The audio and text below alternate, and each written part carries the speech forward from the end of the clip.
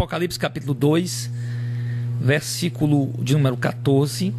Mas umas poucas coisas tenho contra ti, porque tens lá os que seguem a doutrina de Balaão, o qual ensinava a Balaque lançar tropeços diante dos filhos de Israel, para que comessem dos sacrifícios da idolatria e se prostituíssem. Assim tens também os que seguem a doutrina dos nicolaítas, o que eu aborreço.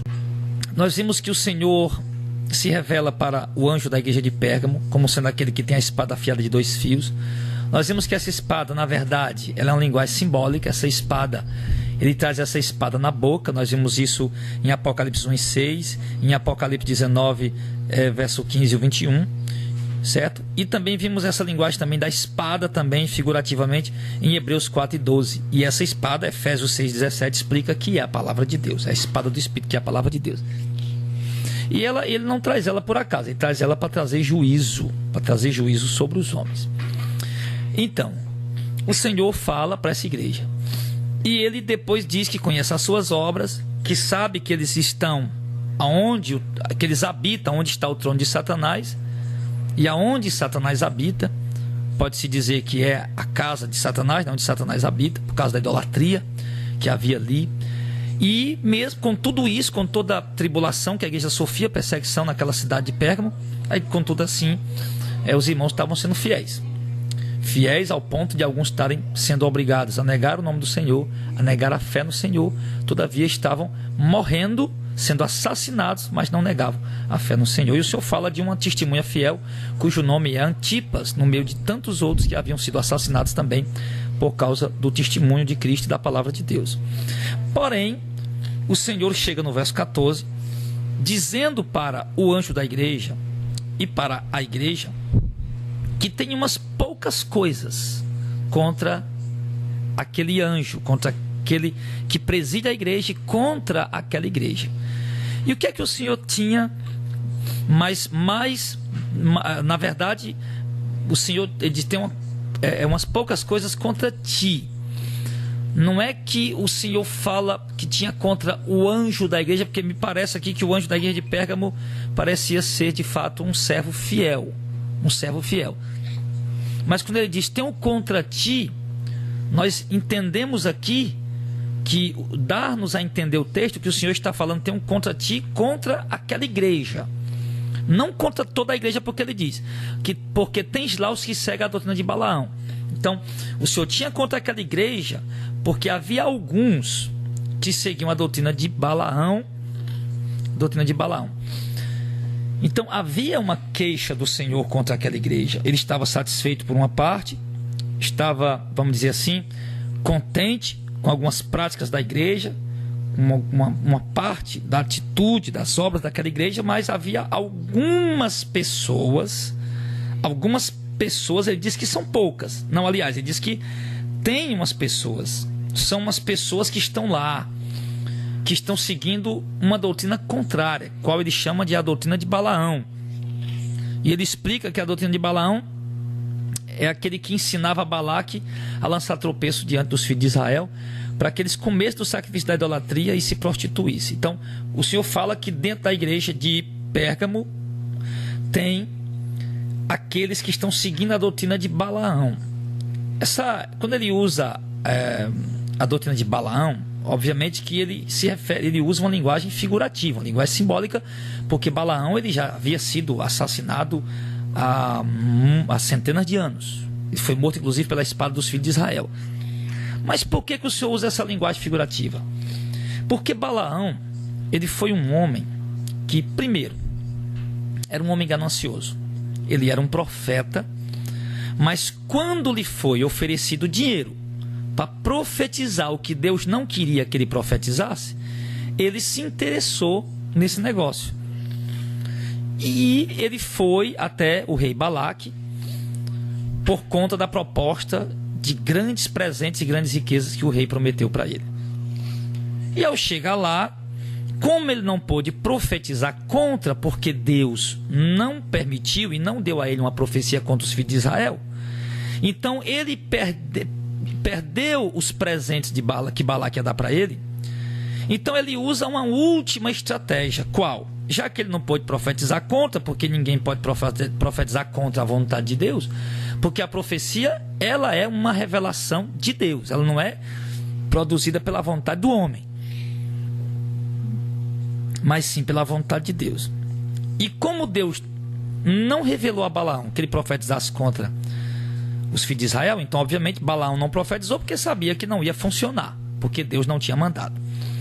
Então Balaão ele usa uma estratégia para poder ele ganhar os presentes e o dinheiro que Balaque ia dar para ele. A estratégia qual é? Por exemplo, olha, Balaque, já que eu não consegui profetizar contra os filhos de Israel, porque Deus não quis, mas faça o seguinte: induza os filhos de Israel a se prostituírem com as moabitas, porque aí eles estarão transgredindo a palavra do Senhor, porque o Senhor não permite que eles entrem outras mulheres que não sejam do seu povo. E envia as mulheres mais belas, mais bonitas, para seduzirem os judeus, ou os hebreus, ou os israelitas, como queira chamar. Envia as mulheres mais belas para seduzir os israelitas. E ao seduzir os israelitas, então elas também seduzirão eles, tanto a prática da prostituição sexual, como a prática da idolatria para com os deuses moabitas. Então foi isso que Balaão ensinou. E de fato Balaque fez isso e conseguiu êxito. Balaque de fato armou ciladas, enviou mulheres moabitas, e as moabitas seduziram os hebreus, deitaram-se com os hebreus e induziram os hebreus a comer dos sacrifícios da idolatria, certo? E o sacrifício da idolatria é o quê? É praticar culto a outros deuses, né? Assim como se levava sacrifícios a oferecer para Deus e comia os sacrifícios, assim também se levavam sacrifícios àqueles outros deuses falsos e comia-se também naquele sacrifício. Então, pela instrução de Balaão, Balaque impôs esse tropeço na frente dos filhos de Israel e acabou pervertendo a fé de algum deles. Então, quando se fala da doutrina de Balaão dentro da igreja, está se referindo a quê?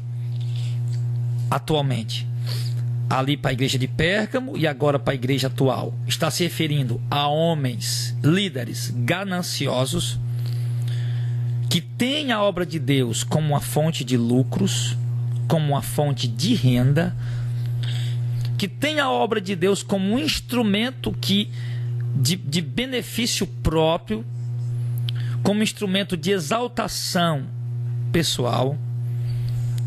A doutrina de Balaão ensina doutrinas deturpadas, que são doutrinas de acordo com a cobiça e a ganância dos homens.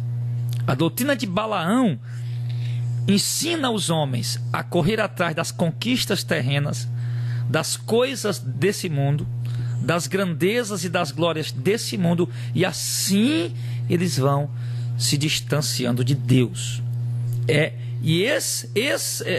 Essa doutrina de Balaão, amados, ela simbolicamente foi falada dessa forma, porque estava sendo praticado isso na igreja de Pérgamo. Algumas pessoas estavam praticando isso, e o Senhor disse que tinha isso contra aquela igreja. Então, poucas coisas contra ti. Não que isso fosse coisa pequena, poucas coisas, por quê? Porque numericamente eram poucas coisas, certo? Numericamente eram poucas coisas. Não que esse pecado fosse menor do que outro pecado, essa negligência fosse menor do que outras negligências. Não é isso. Mas quando você diz que tem poucas coisas, porque aqui, de fato, o Senhor ele coloca aqui apenas duas coisas, né? A doutrina, aqueles que estão seguindo a doutrina de Balaão. Aliás, uma coisa, os que estão seguindo a doutrina de Balaão e a doutrina dos Nicolaitas, no verso 15, a qual eu aborreço, diz o Senhor. E essa doutrina dos Nicolaitas, muitos estudiosos ainda não sabem o que seria a doutrina dos Nicolaitas, mas muito provavelmente, por exemplo, Nicolaus no grego seria o nome hebraico de Balaão, devorador do povo. Então pode ser isso que o Senhor esteja falando. À vista, eu digo que pode ser, porque à vista que muitos estudiosos e historiadores e pesquisadores e eruditos ainda não chegaram a um consenso em relação ao que significa a doutrina dos Nicolaitas, ou quem são esses Nicolaitas. Sim, quem são esses nicolaítas? Não se tem informações precisas sobre eles. Então, o nome Nicolaus, né, no grego, como eu falei, seria a tradução do nome grego Balaão, do nome hebraico Balaão, o devorador do povo. Então, de fato, era uma doutrina que devorava o povo. Que devorava por quê? Porque no momento que uma doutrina ela distancia o povo de Deus, e o povo ouvindo aquela doutrina e praticando ela, acreditando que está se aproximando de Deus, porém está distanciando eles do Senhor. Assim o povo é devorado por conta daquela doutrina. E o devorador do povo, que era conhecido aqui, chamado de Balaão, isso nos lembra também o que disse o profeta Isaías, quando ele diz: os guias desse povo são devoradores, e os que são guiados por eles são devorados. O Senhor fala que os líderes, muitas vezes, um mau líder, ele pode ser um devorador do povo, e quem é guiado por eles é devorado. Ele dá esse exemplo também em Ezequiel, em Jeremias, e ele fala a respeito disso com detalhes, quando ele fala que os maus pastores matam as ovelhas, degolam as ovelhas, comem a carne das ovelhas, utilizam a lã das ovelhas e se aproveitam da fragilidade das ovelhas. Esses são os devoradores no meio do povo de Deus. Devoradores que olham para aquelas pobres vidas que ali estão, e o intuito do coração deles é simplesmente tomar o que aquelas pessoas têm, transferir aquelas riquezas ou o que o povo tem para eles mesmos, certo? Então, esse tipo, irmãos, de doutrina nicolaíta ou de doutrina de Balaão tem sido pregada e vivida também nos dias atuais. Por quê? Porque muitos do povo da igreja hoje têm sido induzidos a ver em Deus, a ver nos dons de Deus, uma fonte de grandes lucros. Não é por acaso que o comércio evangélico, comércio gospel, é um dos maiores comércios atuais no Brasil, que chega a movimentar 40 milhões de reais por dia.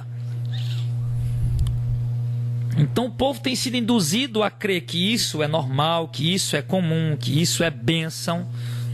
Tem sido colocado, os líderes nicolaítas e os líderes balaãos da atual, eles têm colocado tropeço na frente do povo, e muitos deles colocam de fato sabendo que estão colocando, outros colocam na ignorância, sem saber que estão colocando.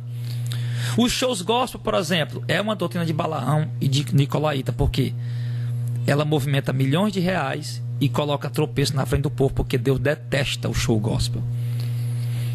Deus detesta esse tipo de movimento sensacionalista, herege, carnal. Certo? As campanhas, as apelações por curas e milagres. Você nunca vai ver um profeta, ou mesmo, principalmente no Novo Testamento, nenhum homem de Deus apelando para ninguém vir receber milagres. Venham receber curas e milagres. Você não vai ver isso. Então esse tipo de apelação também Deus reprova. É doutrina de Balaão. Por quê? Ele chama o povo para vir receber cura, para vir receber milagre, e por trás disso a intenção deles é o quê? O povo vindo, eles vão conseguir tirar dinheiro do povo. Então é doutrina de Balaão. A doutrina do dízimo por obrigação, por exemplo, é doutrina de Balaão. A doutrina de quem não dá o dízimo, a doutrina que diz que quem não dá o dízimo está roubando a Deus, vai para o inferno, é a doutrina de Balaão. A doutrina que diz que o devorador é um demônio para impor medo nas pessoas para que elas deem seus dízimos, é a doutrina de Balaão. É a doutrina de explorador, de devorador do povo. A doutrina dos envelopes ungidos, dos envelopes consagrados, que quem botar dinheiro naquele envelope vai resolver problemas, vai libertar alguém das drogas, vai restaurar casamento, vai ter saúde, vai ter riquezas, prosperidade. Isso também é doutrina de Balaão. É doutrina nicolaíta, porque é a doutrina que devora o povo. Não tem nada a ver com a doutrina bíblica, com a genuína palavra de Deus. Então, nós vemos claramente que, por exemplo, esse comércio desenfreado aí da fé, dos dons, onde todas as igrejas adotaram os bazares, as cantinas, as vendas de rifas, de bingos, Enfim, quase todas as igrejas adotaram essa prática. Isso também é a doutrina de Balaão, porque é a doutrina que devora o povo. Eu já vi foi crente chorando, dizendo que estava precisando de roupa, e lá no bazar da igreja deles não dava, porque não podia dar, porque era R$5 e tinha que comprar para poder ajudar a igreja. Então é uma doutrina de Balaão, que eles usam de todos os meios e artifícios. É o dízimo por obrigação, é ofertas e mais ofertas, é votos e mais votos, é bazar, é cantina, é refeitório, tudo vendido, tudo pago, é dons, é tudo, é shows, é cantores famosos vindo, dividindo o cachê com algumas igrejas, dividindo o lucro com algumas igrejas, e isso tudo é doutrina de Balaão, é doutrina que devora o povo, e o povo tem sido induzido a crer nesse tipo de doutrina, nesse tipo de mensagem, nesse tipo de pregação. O povo tem sido induzido a crer nisso e a confiar nisso. Então isso tem sido um tropeço na vida do povo. As pessoas têm tropeçado nessas doutrinas falsas. O povo tem tropeçado na fé, na caminhada, nessas doutrinas de Balaão e nessas doutrinas dos moabitas, porque isso não tem respaldo bíblico. Essas doutrinas não têm fundamento neotestamentário. Essas doutrinas estão pregando aí não tem fundamento bíblico, apostólico, cristão, autêntico, genuíno, verdadeiro. Não tem. Não passa de doutrina de líderes nicolaítas e balaãos que devoram, na verdade, o povo. Que devoram o povo. Então o Senhor diz isso aqui, né? E aqui, no verso número 16, ele já diz logo, né? Arrepende-te, pois, quando não, em breve virei a ti e contra eles batalharei com a espada da minha boca. Então o Senhor manda que aquela igreja se arrependa, e o Senhor promete que virá em breve visitar aquela igreja e batalhar contra esses que seguem essas falsas doutrinas, os que seguem a doutrina dos nicolaítas e a doutrina de Balaão, que são essas falsas doutrinas. Mesmo que o líder daquela igreja não estivesse ensinando isso, diferente da igreja de Tiatira, que tolerava esse tipo de ensino nos púlpitos, o líder da igreja de Pérgamo não estava tolerando esse ensinamento no púlpito, não tinha isso lá. Mas de alguma maneira esse ensinamento chegou aos irmãos. De alguma forma esse ensinamento chegou aos cristãos e acabou confundindo a mente do povo, de alguns, e levando eles a seguir essas doutrinas falsas, a qual o Senhor intitula aqui de doutrinas de nicolaítas e de Balaão.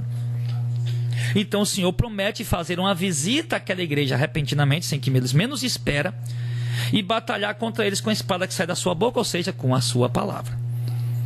E eu acredito que o Senhor já tem visitado essa geração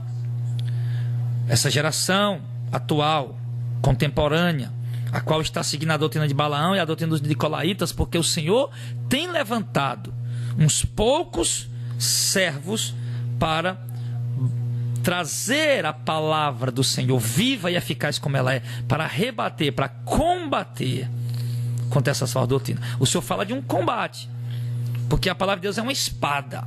Ele considera isso. E a doutrina do outro também pode ser considerada também como uma espada.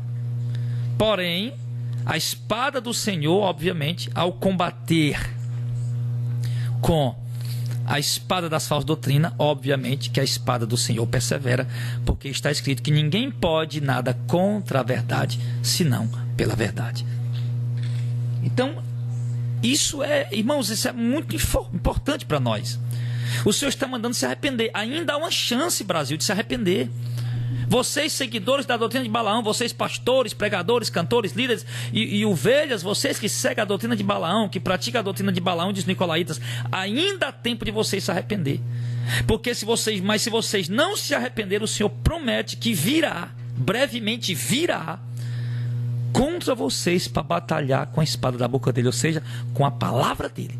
E eu lhes asseguro que vocês não resistirão à santa, gloriosa e poderosa palavra do Senhor. Quando Martinho Lutero começou a trabalhar, a enfrentar o clero romano, alguns teólogos da época romano disseram que este homem causará uma grande revolução na igreja, porque tudo que ele fala é a mais pura e sã verdade das Escrituras. Então eles não puderam refutar o Martinho Lutero, eles não puderam refutar o John Hus, o William Tyndale, o Jerônimo Savonarola. Por isso muitos deles eles queimaram no fogo. Porque sempre quando esses reformadores e pré-reformadores estavam ali diante do clero romano, o argumento de todos eles era sempre igual: eu só posso refutar a minha doutrina se vocês pelas escrituras me provar que eu estou errado. Se vocês pelas escrituras me provarem que eu estou errado, então eu desistirei da minha doutrina. Se vocês não provar, eu perseverei nela, porque não convém que um homem vá contra a sua consciência. E como o clero romano, o clero romano da Igreja Católica Romana, da Igreja Católica Romana, como o clero romano não podia refutar, porque eles não tinham apenas argumentos humanos, então o recurso que eles usavam era matar esses homens, que foi exatamente o que aconteceu lá com a igreja de Pérgamo, onde alguns irmãos estavam sendo mortos. Mas o Senhor já fala aqui o contrário, porque o Senhor está dizendo que Ele vai vir para guerrear contra vocês com a palavra que sai da boca dele. No dia do julgamento, no dia do juízo do Senhor, Ele vai guerrear contra vocês com a espada que sai da boca dele. E vocês vão falar seus argumentos, a doutrina falsa que vocês pregam, e o Senhor falará a verdade, e vocês não poderão se suster diante delas, diante da verdade do Senhor. Então o Senhor chama que vocês se arrependem, porque o Senhor fala aqui de uma batalha que Ele virá trazer com a palavra que sai, com a espada que sai da sua boca, ou seja, o Senhor batalhará contra vocês com a própria palavra dele, a palavra com a qual Ele criou o céu, a terra, o mar e tudo quanto eles há, a palavra de poder e de glória do Senhor. É com ela que Ele vai batalhar contra vocês, guerrear e vencê-los e condená-los no dia do julgamento, dia do Senhor. Então o Senhor dá uma chance de arrependimento hoje, e se não se arrepender, certamente terá que enfrentar a espada do Senhor, que é a sua gloriosa e poderosa palavra. No verso 17, para concluir, o Senhor conclui dizendo o seguinte: quem tem ouvidos ouça o que o Espírito diz às igrejas. Ao que vencer, darei eu a comer o maná escondido, e dar-lhe uma pedra branca, e na pedra um novo nome escrito, o qual ninguém conhece senão aquele que o recebe. Então, o Senhor aqui agora, Ele traz as ameaças, Ele traz as repreensões, a insatisfação dele, chama o povo ao arrependimento, manifestando a sua graça infinita e a sua misericórdia inexplicável. E agora o Senhor faz promessas para aqueles que se converterem, saírem da doutrina dos nicolaítas, saírem da doutrina de Balaão e passar a seguir a doutrina verdadeira do Senhor. O Senhor agora faz promessas. O Senhor disse que aquele que vencer, dará a ele comer o maná escondido. Quando Ele fala que de dar e comer o maná escondido, Ele faz menção ao maná do deserto, que foi o próprio Deus quem sustentou aquele povo durante aquela caminhada no deserto. Então o Senhor, quando fala do maná escondido, Ele se refere ao reino de Deus, a um maná, a um alimento eterno que Deus tem para dar para o seu povo que crê nele, que obedecer a sua palavra. Esse alimento eterno está escondido com Deus no céu, que Ele dará apenas àqueles que vencer, aqueles que andar com Ele nos seus caminhos. Ele se refere assim também falando das bodas do Cordeiro, o maná escondido, ao triunfo da igreja ao entrar nos céus. E também Ele fala que também vai dar uma pedra branca, e na pedra um novo nome escrito, o qual ninguém conhece senão aquele que o recebe. Era comum naquela época haver alguns espetáculos, alguns tipos de eventos, por exemplo, dramáticos, ou na arena do Coliseu, ou teatros, enfim, eventos onde o que garantia a entrada da pessoa naquele evento era uma pedra branca, onde eles adquiriam em algum lugar, e eles podiam ter acesso a entrar naquele espetáculo, seja ele qual fosse, ao apresentar essa pedra branca. Então, quando o Senhor diz que nos dará uma pedra branca, e na pedra um novo nome escrito, o qual ninguém conhece senão aquele que o recebe, o Senhor fala do acesso livre que Ele nos dará às mansões eternas, do acesso que Ele nos dará à cidade celestial. Então o Senhor faz essas promessas gloriosas, maravilhosas, para aqueles que se arrependeram. Então, queridos, eu vejo aqui a infinita graça de Deus, a infinita misericórdia do Senhor. Amados, Deus poderia destruir hoje, como está essa heresia, essa apostasia, essa perversão, mas o Senhor insiste em dar oportunidade. Mas o pior é que as pessoas insistem em desperdiçar a oportunidade. Quantos de vocês, meus irmãos, cantores, pregadores, pastores, já foram exortados tantas vezes e vocês insistem em continuar no erro? Vocês estão desprezando a misericórdia e a graça do Senhor e estão ignorando a sentença, o juízo e as ameaças que o Senhor está fazendo. Não é sábio ir contra a palavra de Deus, porque Deus não brinca. Você não vê em nenhum momento Deus falando alguma coisa para brincar. Tudo que o Senhor fala é muito sério. Então aqui está. O Senhor se revela a essa igreja e o Senhor fala o que está agradando ele e o Senhor fala o que está desagradando ele. E o que está desagradando, o Senhor manda que mude, porque se não mudar, o Senhor virá com juízo contra eles. E esse juízo será através da sua própria palavra. Olha como a palavra de Deus é importante. Tantos têm desprezado a palavra de Deus. Quantas pessoas vão para o culto esperando uma revelação, esperando uma visão e desprezam a palavra do Senhor? Quantos vão para o culto, estão nem aí na hora da palavra de Deus? Alguns dormem, cochilam, mas na hora das revelações de algumas igrejas, né, que tem revelação, tem profecia, essa coisa toda na carne, aí eles ficam tudo ali espertos. Opa, chegou a hora da revelação, vou esperar a minha. Então desprezam na palavra de Deus. Palavra essa que o Senhor já disse várias vezes para nós, que Ele julgará o mundo por intermédio dela. A palavra tanto salvará como ela condenará. Então o Senhor promete que virá com juízo, com a espada que sai da sua boca, que é a sua própria palavra, e batalhar contra esses que estão nas heresias. Então, vocês que têm ouvidos para ouvir, meus amados, que ouçam e temam e se firmem na verdade cada dia mais, porque o dia do Senhor, cada minuto que passa, só faz se aproximar cada vez mais. Que Deus abençoe a sua vida e que essa palavra penetre o mais profundo do seu coração.